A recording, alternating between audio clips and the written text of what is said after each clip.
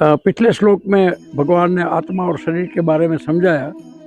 ये भी कहा कि भूतकाल में तुम नहीं थे, मैं नहीं था, ये राजे महाराज नहीं था, ऐसा नहीं है। भूतकाल में भी थे, आज भी है, आगे भी। सर्वम वयम अतः परम, हम सब यहीं रहेंगे। फिर भी अर्जुन को विषाद हुआ।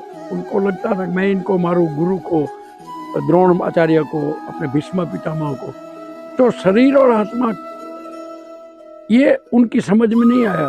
तो भगवान ने कहा तू मारने वाला कौन है, मरता कौन है, और मारने का तेरा काम नहीं है, कोई मरता नहीं है, तू मारने वाला नहीं है, मारने वाला कोई और है। सो ऐसा क्यों सोचता है। आगे क्या कहा वो सुनिए। यह एनम वेन्ति हंतारम यश्च एनम मन्यते हतम उभौ तौ द्वौ विजानीतो ना अयम हंति ना हन्यते। ये कहते हैं जो लोग ऐसा समझते हैं कि हम इसकी हत्या कर रहे हैं, हंत कर रहे हैं, मार रहे हैं, और जो ये समझते हैं कि ये मर जाएंगे, ये दोनों नहीं जानते हैं कि आत्मा मरता नहीं है, मरता शरीर है। शरीर की अवस्था बदलती है।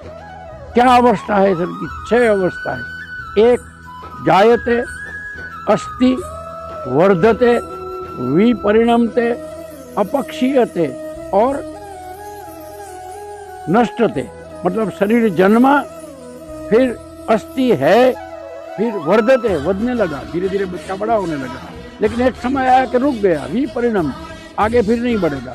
फिर अपक्षीयते, 40, 45, 50 साल हुआ, बीपी हुआ, डायबिटीज हुआ, रोग हुआ, धीरे धीरे शरीर का कुछ ना कुछ गड़बड़, रोग, और अंते अब नष्ट थे, नाश हो गया। तो शरीर परिवर्तनशील है, लेकिन इसके अंदर जो आत्मा है वो परिवर्तनशील नहीं है। ना उसको कोई हनता है, हत्या करता है, मारता है, ना वो किसी को मारता है। उभौ द्वौ नहीं भी जानते, दोनों नहीं जानते हैं कि ये मरता भी नहीं है और किसी को मारता भी नहीं है। ये समझ भगवान ने इस श्लोक के द्वारा अर्जुन को दिए कि तू क्यों ये सोचता है कि मैं मार रहा हूँ। कोई मरता नहीं है, शरीर मरता है, शरीर से आत्मा जाता है, लेकिन आत्मा नहीं मरता है, ना किसी को मारता है। न हन्यते न हंति न हन्यते, मरता भी नहीं है, मारता भी नहीं है। सो तो आत्मा के बाद अब इसमें ज्ञान क्या है?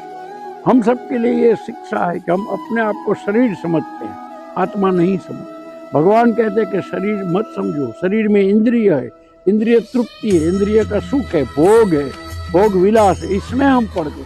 लेकिन आत्मा को न कुछ चाहिए